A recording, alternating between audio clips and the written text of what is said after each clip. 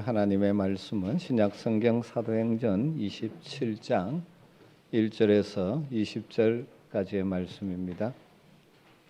사도행전 27장 1절에서 20절.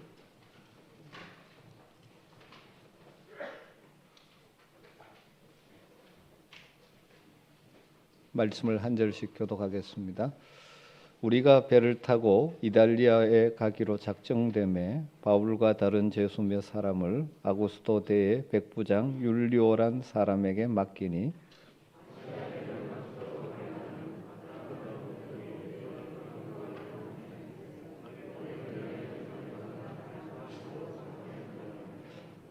이튿날 시돈에 대니 율리오가 바울을 친절히 대하여 친구들에게 가서 대접받기를 허락하더니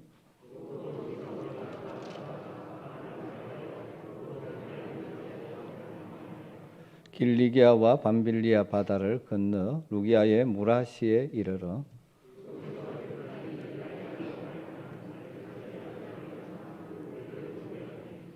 배가 드디가 여러 날 만에 간신히 니도 맞은편에 이르러 풍세가 더 허락하지 아니하므로 살몬의 앞을 지나 그레데 해안을 바람막이로 항해하여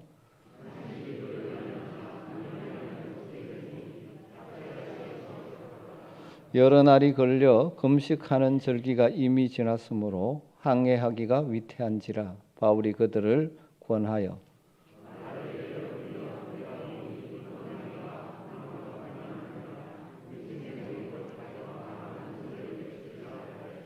백부장이 선장과 선주의 말을 바울의 말보다 더 믿더라.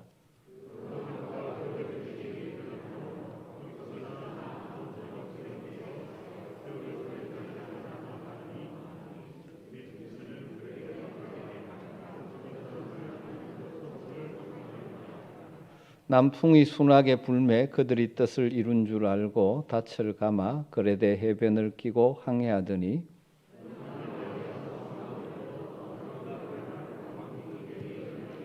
배가 밀려 바람을 맞추어 갈 수 없어 가는 대로 두고 쫓겨가다가 끌어올리고 줄을 가지고 선체를 둘러감고 스르디스에 걸릴까 두려워하여 연장을 내리고 그냥 쫓겨가더니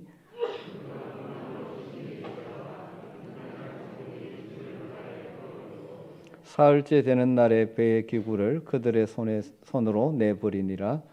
여러 날 동안 해도 별도 보이지 아니하고 큰 풍랑이 그대로 있음에 구원의 여망마저 없어졌더라. 어떤 목사님은 우리 그리스도인의 삶에 대해서 설명하면서 이런 표현을 사용했습니다. 하나님께서는 성도들에게 두 개의 눈을 주셨다라는 표현을 사용하셨습니다. 당연히 눈 두 개인데 이제 그 말이 아니고 하나의 눈은 현실을 그대로 보는 눈을 의미하고요. 또 하나는 현실 너머에 보이지 않는 하나님의 섭리를 보는 눈. 성도는 이 두 가지의 눈을 가진 자라는 것이죠.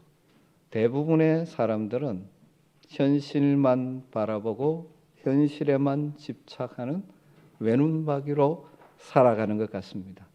그래서 주어진 현실과 상황에 따라서 때로는 울고 때로는 웃고 하며 살아가죠. 그리고 눈에 보이는 이 땅의 것들만 추구하며 살아갑니다.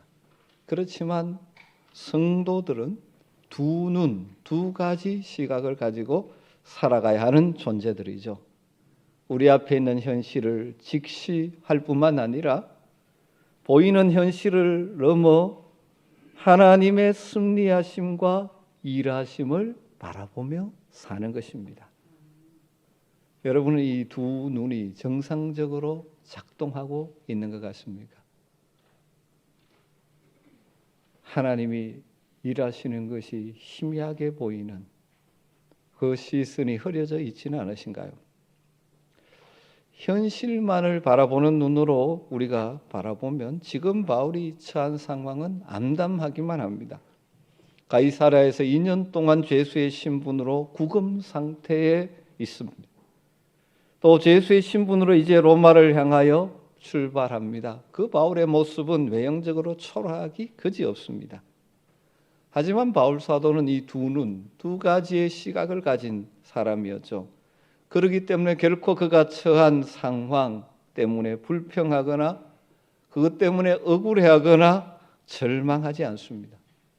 오히려 그 2년의 구금 생활을 통해서 죄 없이 받아야 했던 재판의 과정들을 통해서 로마 제국의 보호 속에서 자신을 안전하게 로마로 인도해 가시려는 하나님의 섭리를 보았습니다. 그래서 그가 실제로 아무 죄가 없음에도 불구하고 로마 황제 가이사에게 상소를 한 것이죠. 이런 두 눈으로 살아가는 바울의 행보를 외눈박이로 살아가던 아그리파 왕이나 베스도 총독은 이해할 수가 없었습니다. 그래서 이 사람이 가이사에게 상소하지 아니하였더라면 석방될 뻔했다라고 말하죠. 여러분 다시 한번 스스로에게 질문을 해보십시오. 현실을 직시하는 눈과 그너머 보이지 않는 하나님의 섭리를 보는 두 눈, 그 시각으로 모든 것을 판단하고 선택하며 살아가고 있는지, 여러분들에게 그러한 은혜가 있기를 주의 이름으로 축원합니다. 오늘 27장 말씀 1절 2절을 보면 바울이 로마로 가는 길에 동행했던 사람들의 이름이 몇 사람 나오고 있습니다. 우리가 배를 타고 이달리아에 가기로 작정됨에 바울과 다른 제수 몇 사람을 아구스도대의 백부장 율리오라는 사람에게 맡기니 아시아 해변 각처로 가려 하는 아드라무테노 배에 우리가 올라 항해할세 마게도냐의 데살로니가 사람 아리스타고도 함께 하니라. 바울이 로마로 제수의 신분으로 가는데 누가 함께하고 있습니까? 표면적으로 보면 아리스타고 이름이 나오지만 이름은 안 나오지만 한 사람이 또 있죠. 시작이 우리라는 대명사로 시작하고 있습니다. 여기 우리, 여기에는 누가 포함되어 있을까요? 사도행전의 기록자인 의사 누가가 바울과 함께 지금 로마로 가는 길에 동행하고 있다는 것을 보여주죠. 사도행전 16장부터 해서 바울과 동행하기 시작한 누가, 그는 의사였죠.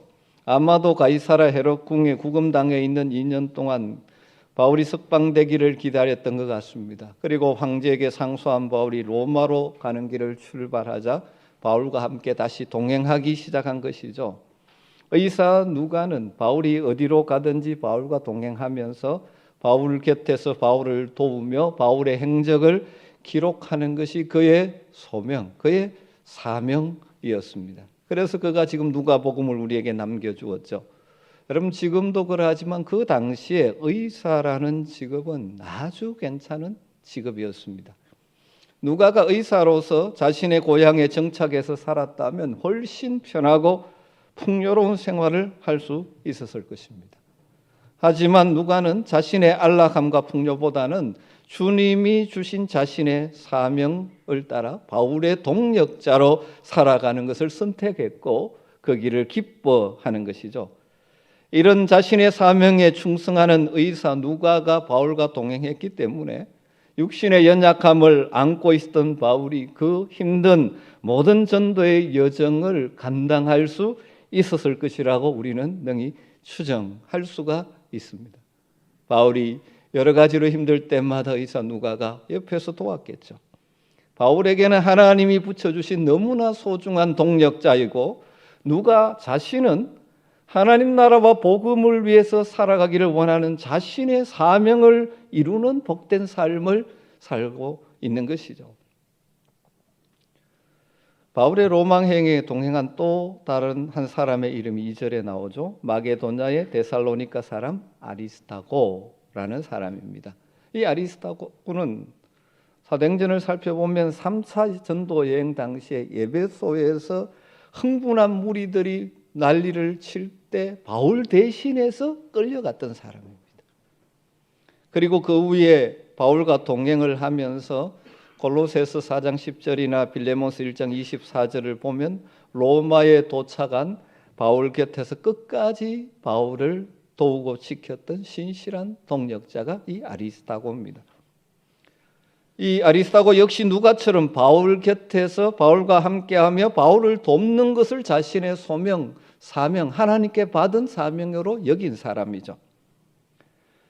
그가 구체적으로 무슨 일을 했는지 성경은 기록하고 있지 않지만 이 아리스다고가 바울과 함께했기 때문에 바울은 아마 큰 힘을 얻고 그 사명의 길을 완주할 수 있었을 것입니다. 아리스다고는 바울과 같은 위대한 설교자도 아니고 전도자도 아닌 것 같습니다. 하지만 주님을 사랑하고 주님의 복음을 사랑하고 주님이 세우신 사역자 바울을 사랑하기 때문에 힘들지만 바울의 곁을 떠나지 않고 수많은 위험이 있지만 도망치지 않고 끝까지 함께했던 소중한 바울의 동력자요 하나님의 일꾼이었죠. 이 말씀을 묵상하면서 우리 모두가 각자 하나님이 여러분에게 주신 소명, 사명, 하나님이 기대하시는 일에 충실하게 살아가고 있는지를 한번 점검해 보았으면 좋겠습니다. 이들처럼 여러분의 직업을 버려두고 떠나라는 것은 아니죠. 하나님이 현재 여러분이 있는 자리에서 여러분을 통하여 일하기를 원하시는 일이 무엇인지, 여러분의 가정의 부모로서 하나님이 어떻게 자녀들을 양육하기를 원하시는지, 하나님의 소명, 사명을 따라 사는 자, 내 욕심을 따라 살고 있는지를 돌아봤으면 좋겠습니다. 하나님께서 또 우리 모두를 지금 이 자리에, 이 시대에, 지금 여기에 아멘교회라는 하나님의 백성의 공동체에서 함께 신앙생활하게 해주셨습니다. 우리 모든 성도들이 신실한 하나님의 동력자로 살아가는 복을 누렸으면 좋겠습니다. 부족하지만 저를 하나님께서 이 교회에 영적 리더십으로 세워주셨습니다. 우리 교회에도 누가와 아리스다고 같은 성도들이 많았으면 좋겠습니다. 바울의 위대한 사역은 바울 홀로 한 것이 아니죠. 그를 돕는 동력자들이 있었기 때문이죠. 저의 부족함을 채워주고 서로의 부족함을 채워주고 힘들 때 마음으로 위로하고 격려하면서 함께 이 길을 걸어가는 하늘 가족 공동체를 우리 모두 이루어가는 데 쓰임받는, 각자의 영역에서 쓰임받는 저와 여러분 되기를 주의 이름으로 축원합니다. 그래서 주님을 위해서, 교회를 위해서 내게 주신 사명을 따라 살아갈 때 때로는 사람들이 알아줄 때도 있고 알아주지 못할 때도 있습니다. 그러나 분명한 것은 하나님께서 우리의 신실한 섬김을 알아주실 줄 믿습니다. 그런 섬김들은 우리가 찬양하듯이 천국에서 해같이 빛나게 될 줄로 믿습니다. 여러분들이 그러한 각자 부르심을 따라 하나님을 섬기고 하나님의 교회를 섬기고 하나님의 사람들을 섬기는 일에 쓰임받는 복을 누리시기를 주의 이름으로 축원합니다. 그리고 바울이 로마로 가는 이 항해 여정에 아주 중요한 역할을 한 또 다른 한 사람이 있죠. 그는 백부장, 로마 백부장 율리오입니다. 그는 로마의 백부장으로 바울을 비롯한 몇 명의 죄수를 로마까지 이송하는 책임을 맡은 자죠. 그런데 그의 역할이 바울을 로마까지 안전하게 도착하게 하는데 아주 귀중한 것이 되었죠. 그는 바울에 대해서 굉장히 호의적이었습니다. 친절 베푸죠. 가이사랴에서 출발한 배가 그 이튿날 시돈항에 도착합니다. 그러자 이 배는 소아시아 여러 항구를 다니면서 곡물을 비롯한 여러 가지 무역을 하는 항구 배라고 볼 수 있죠. 그래서 이 시돈에서 곡물도 하역하고 또 물건을 내리고 또 싣고 하는 것이죠. 그래서 며칠이 아마 걸린 것 같습니다.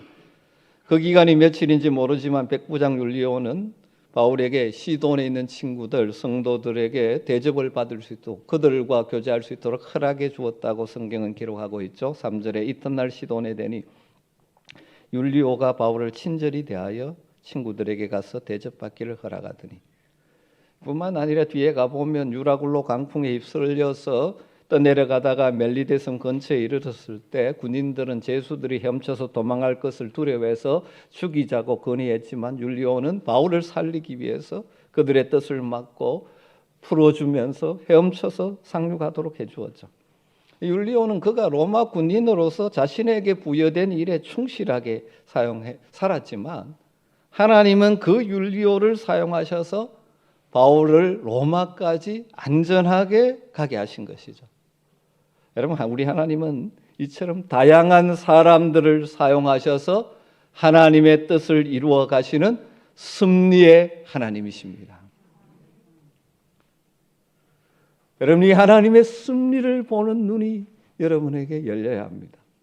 그러지 않으면 현실을 보면 늘 불평하고 낭망하고 억울해하고 살아갈 수밖에 없어요. 여러분, 우리는 늘 하나님의 선하신 섭리를 믿음의 눈으로 바라보고, 그래서 눈앞에 펼쳐지는 환경으로 인해 불안해하지도 말고 불평하지도 말고 낭망하지도 말아야 하는 것입니다. 모든 일을 보이는 현실 넘어 보이지 않는 하나님의 섭리를 보는 눈으로 살아가는 복된 성도들이 되시기를 주의 이름으로 축원합니다. 서론에서 말씀드렸듯이 두 눈을 가지고 살아가야 합니다. 현실을 제대로 분별하고 살아갈 뿐만 아니라 그 너머 역사하시는 하나님을 보는 것이죠. 이 바울의 항해 로마로 가는 길은 쉬운 길은 아니었습니다. 참 힘든 여정이었습니다. 바울 일행이 탄 배는 아드라무테노라는 배였습니다. 가이사랴에서 로마까지 직행하는 배가 없기 때문에 아시아 해변 각처로 가는 배로 소개하죠. 이 아드라무테노 배를 탔습니다. 아시아 해변 각처로 가는 배. 오늘날로 말하면 레바논, 시리아, 터키 남부 해안들을 왕래하는 무역선이죠. 아마도 아드라무테노의 최종 목적지는 바울 일행이 이탈리아 반도 로마로 직행하는 큰 배를 갈아탈 수 있는 무라까지였을 것입니다. 무라는 오늘날 터키 남서쪽 위치한 항구 도시입니다. 그래서 이 배는 주로 해안선을 따라서 곧고 중요한 항구들을 들으면서 항해하는 배였을 것입니다. 참고로 그래서 여러분 저 지도를 여러분에게 소개했습니다. 가이사랴에서 출발해서 시돈을 거쳐서 쭉 원래는 이 수리아 쭉 이 항구들을 거쳐 가야 되는데 오늘 말씀을 보면 이 통상적인 항로대로 이 배가 갈 수가 없었습니다. 바울이 탄 배는 갑자기 북쪽에서 몰아치는 맞바람을 맞아서 그것을 거스를 수 없어가지고 통상적인 항로를 벗어나서 구부로 현재 키프로스 섬 해안을 의지해서 항해를 했습니다. 그래서 이 해안을 의지해서 바람막이 삼아서 해안을 따라 가다가 다시 북상해서 이제 무라로 간 것이죠. 그런데 누가는 이런 바울이 탄 배 항해 노정을 아주 자세하게 지금 기록해 놓고 있습니다. 이 본문을 보면서 한번 거룩한 상상력을 좀 오늘은 동원했으면 좋을 것 같습니다. 이건 이제 저의 상상력이 아니라 이재철 목사님의 상상력에 근거해서 이 힌트를 얻고 제가 이 대지를 정리를 했는데요. 여러분, 원래는 이 해안을 왕래하던 이 배인데, 그러니까 큰 배는 아니죠. 이가 이제 맞바람을 맞이해서 거리로 말하면 거의 100km를 밀려나가지고 구부러 숨을 끼고 항해하게 됩니다. 여러분 한번 생각을 한번 해보십시오. 바울이 지금 자신의 마지막 사명이라고 생각하는 로마를 향해 가고 있습니다. 거기를 가는데 원래 항로대로 가면 그렇지 않을 텐데 구부러 숨을 바라보지 않을 수 없게 되어졌습니다. 여러분, 구부러 숨이 어떤 숨입니까? 바울에게는 굉장히 의미가 깊은 숨이죠. 왜 그렇습니까? 주님의 명령으로 성령의 감동으로 안디옥 교회에서 선교사로 파송받은 바울의 첫 번째 선교지가 구브로스입니다. 그런데 로마로 가는 길에 하나님께서 바울에게 다시 첫 선교지였던 구브로를 바라보며 가게 해주셨습니다. 이제 마지막이 될지도 모르는 로마로 가는 길에 하나님은 바울에게 자신의 첫 선교자였던 구부로를 다시 보여주는 것이죠. 주님의 부름을 받고 성령의 부름을 받고 그 뜨거움으로 출발했던 그 선교 사역의 첫 번째 장소인 그 구부로, 그걸 쳐다보면서 바라보며 갈 때 이 바울의 마음속에 여러 가지 생각들과 감정들이 지나가지 않았을까요? 그를 부르신 하나님, 그래서 순종해서 열정적으로 첫 사역을 했던 구부로, 그 이후로 순종의 발걸음을 옮겨서 3차에 걸쳐서 전도 여행을 다녔지만 그 과정 속에 자신을 지금까지 인도해 주신 주님, 자신은 순종한 것뿐인데 수많은 열매를 남기게 하신 주님, 그리고 이제 마지막 로마로 향해 가면서 다시 한번 이 길도 함께 하실 것을 신뢰하면서 열정을 다시 회복하며 끝까지 이 길을 가야 되겠다, 그런 마음의 감동들이 있지 않았을까요? 우리는 바울이 아닙니다. 그러나 여러분, 우리의 인생의 여정이 내 계획대로 내 뜻대로 되지 않을 때가 참 많이 있습니다. 다르게 말하면 나는 이렇게 가려고 계획을 했는데 맞바람이 몰아치는 것이죠. 맞바람을 맞아서 계획했던 항로를 이탈하게 되지만, 여러분, 그 과정을 통해서도 바울에게 역사하셨던 주님을 우리가 생각한다면, 여러분, 인생의 맞바람을 맞아 힘든 여정을 갈 때도 그 과정을 통해서 내가 생각하지 못했던 또 다른 은혜를 주실 것을 기대할 수 있는 이 믿음이 여러분에 있게 되기를 주님으로 축원합니다. 여러분, 혹시 지금 인생의 맞바람이 몰아쳐서 내 계획대로 되지 않고 내가 가고 싶은 길로 가지 못하고 그런 상황 속에 있는 분 없습니까? 여러분, 그러나 그때도 바울이 맞바람을 침으로 구부러짐을 보게 해주던 하나님처럼 또 다른 은혜가 그 길 가운데 있을 것을 기대하면서 오히려 감사하고 찬송하며 살아갈 수 있는 여러분 되시기를 주님으로 축원합니다. 우리가 믿는 바가 무엇입니까? 우리 하나님은 모든 일을 합력하여 선을 이루시는 분이십니다. 마지막 세 번째로 생각할 것은 어쩌면 오늘 메시지의 마지막 핵심과 같은 것인데요. 바울 일행이 무라에서 로마로 가는 알렉산드리아 배를 갈아타게 됩니다. 다른 말로 하면 이집트의 북부 도시인 로마 3대 도시 가운데 하나인 알렉산드리아부터 출발한 배, 로마라고 하는 배를 갈아타게 되었다는 것이죠. 이 배는 아주 좀 그 당시로는 규모가 큰 배였을 것입니다. 무라에서 출항한 알렉산드리아 배가 서쪽 니도 쪽을 향해서 항해했습니다. 다시 한번 지도를 보여주시죠. 니도 쪽으로 가는 것이죠. 서쪽을 향해 갑니다. 왜냐하면 서쪽을 향해 가는 것이 가장 로마로 가는 가장 짧은 거리의 항해이기 때문입니다. 그래서 보통 무라에서 니도까지 통상적으로 이틀 정도 뱃길인데 또 그 센 바람을 만나서 여러 날이 걸려서 니도 맞은편에 이르렀다고 말합니다. 더 이상 서쪽으로 갈 수가 없어가지고 배를 돌려서 남쪽으로 내려와가지고 오늘 크레테 섬을 끼고 그걸 섬을 바람막이를 삼아서 간신히 미항이라는 항구에 이르게 됩니다. 오늘 7절, 8절을 보면 간신이라는 단어가 2번이나 나옵니다. 좀 실감 있게 번역하면 천신만고 끝에 여러 가지 어려움을 넘어서 겨우겨우 이런 의미죠. 그만큼 지금 지중해가 풍랑이 심했고 바울의 일행이 탄 배가 얼마나 힘들게 지금 항해가고 있는지를 보여주죠. 왜 그러냐? 그럴 수밖에 없는 이유에 대한 힌트를 19절에서 주고 있죠.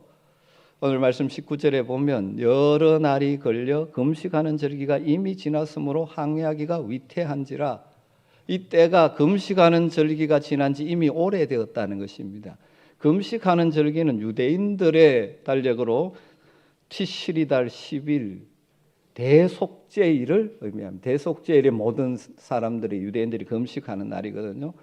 그래서 오늘로 대충 추정해 보면 10월 초경으로 지금 추정해 볼 수 있습니다. 그래서 이미 지중해를 항해하기가 위태한 때가 되었다 하는 것이죠. 여러분, 요즘은 항해술이 좋고 배도 좋으니까 그렇지 않지만 그 당시 지중해는 1년 내내 아무 때나 편하게 항해할 수 있는 바다가 아니었습니다. 바다가 그칠어지는 9월 중순부터 3월까지 지중해 항해는 각별한 주의가 필요했다고 합니다. 그리고 특별히 크고 작은 폭풍이 이어지는 11월 중순에서 1월 말까지는 항해하기가 굉장히 위험한 때여서 대개 항해를 안 할 그런 시기라고 말합니다. 아마 베스도 총독이 지중해 항해가 힘들어지기 전에 로마에 도착하도록 하기 위해서 서둘러 바울의 일행을 출발시켰는데 항로가 예상보다 더 어려워져서 처음부터 맞바람을 맞으면서 늦어져서 항해하기가 위험한 때가 되어버린 것이죠. 그런데 간신히 미항에 도착해서 바울과 선장과 선주의 의견이 엇갈리고 말았습니다. 바울은 더 이상 항해할 수 없다는 것을 알기에 미항에 머물자고 여기서 겨울을 날자고 권고를 합니다. 10절에 보면 여러분이여 내가 보니 이번 항해가 하물과 배만 아니라 우리 생명에도 타격과 많은 손해를 끼치리라. 그대로 갔다가는 화물뿐만 아니고 사람들의 생명도 위험하다. 여러분, 알렉산드리아 배는 무역선입니다. 아마 곡물이 주로 많았을 것입니다. 이집트의 그 풍부한 곡물을 싣고 로마로 가가 장사를 하는 배죠. 선주에게는 이 알렉산드리아 이 배와 배에 실린 곡물, 이것은 그의 너무 소중한 재산이죠. 만약 작은 항구인 이 미항에 머물면서 겨울을 보내다가 겨울 태풍에 배가 파손되기라고도 하면 선주는 배도 잃고 곡물 중 막대한 돈을 한꺼번에 날리게 되는 것입니다. 그래서 선장과 선주는 이왕 그래 됐음에서 겨울을 지내야 한다면 이 항구보다는 서남쪽과 서북쪽 두 개의 해안이 바람막이 역할을 해주는 베닉스로 가자라고 주장한 것입니다. 여러분, 언뜻 보면 선장과 선주들의 주장이 더 합리적인 것 같지 않습니까? 또 소위 그들은 요즘식으로 하면 전문가들이지 않습니까? 그리고 그 말에 다수가 동의를 합니다.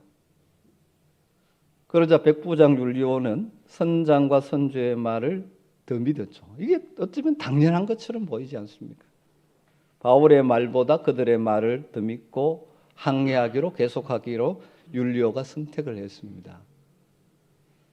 그런데 우리가 기억해야 될 한 가지 요소가 있습니다. 바울이 누굽니까? 바울은 하나님의 사람입니다.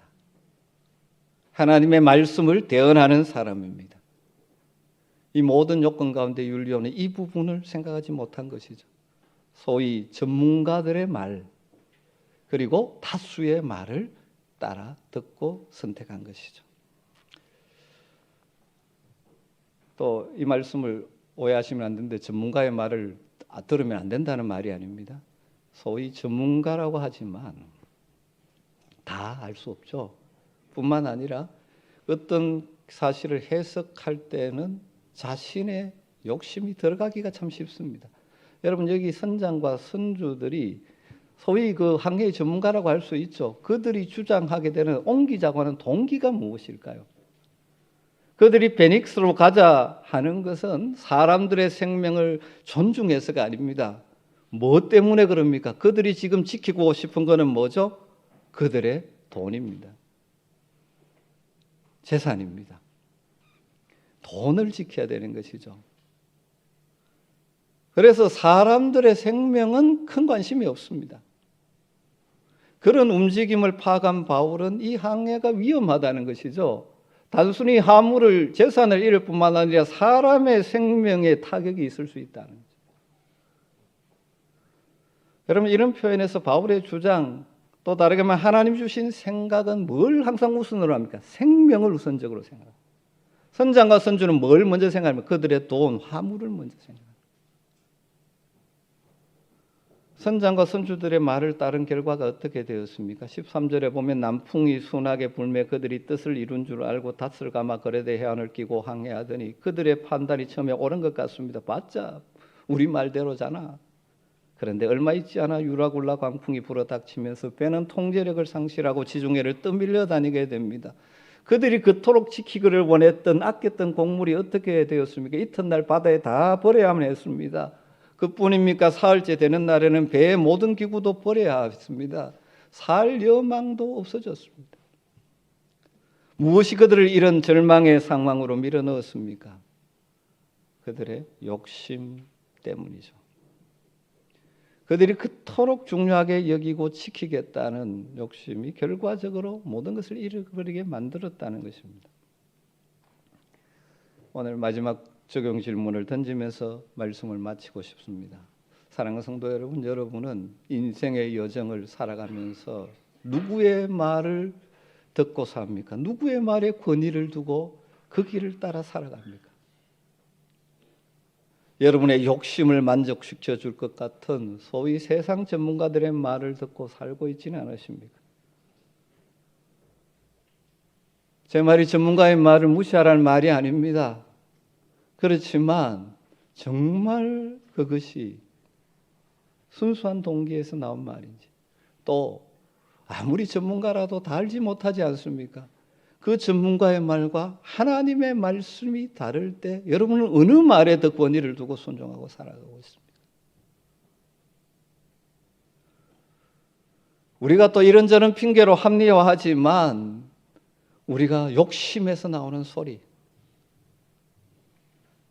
또 공중권세 잡은 자가 마치 세상의 가치관과 사람들을 사용해서 이것이 성공의 길이라고 말하는 그 유혹의 소리를 따라 살아가고 있지는 않으십니까? 여러분, 우리는 하나님의 소리, 하나님의 음성을 들어야 하는 사람들입니다. 성령의 음성을 듣고 살아야 하는 사람들입니다. 이런 분별력이 있기를 늘 기도하시기를 주님으로 축원합니다. 세상에 우리가 무엇을 선택하고 결정하고 나갈 때 얼마나 다양한 소리가 들려옵니까? 여러분, 어느 것을 권위 있게 여기고 살아가고 있습니까? 아무리 전문가지만 인간의 한계적인 지식에서 나온 그 소리입니까? 아니면 천지 만물을 창조하신 그 하나님의 음성을 듣고 살고 계십니까?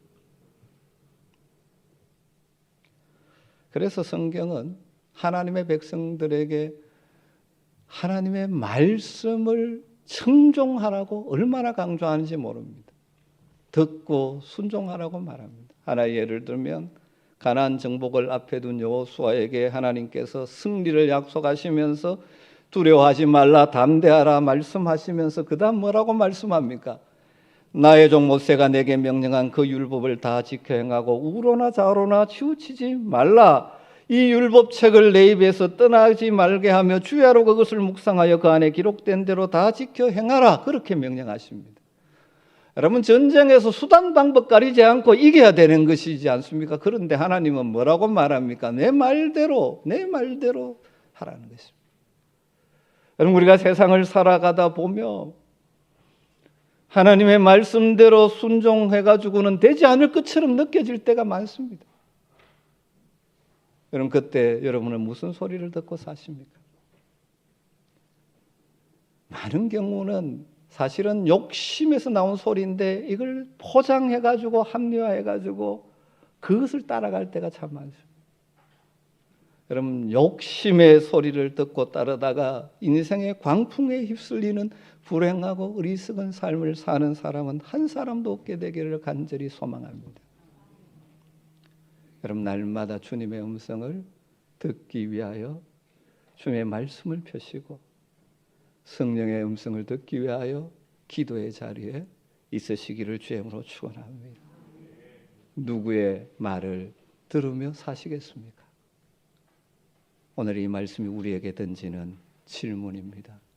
여러분은 누구의 소리를 듣고 살고 계십니까? 기도하십시다. 하나님, 우리가 살아가는 인생 여정에 수많은 말들, 소리들이 있습니다. 분별할 수 있는 지혜를 허락하여 주시옵소서. 무엇보다 우리를 창조하시고 주관하시고 인도하시는 주님의 음성을 들을 수 있는 길을 열어 주시옵소서. 욕심의 소리를 듣는 것이 아니라 성령의 음성을 들으며 살아가게 하여 주시옵소서. 예수님의 이름으로 기도드리옵나이다. 찬송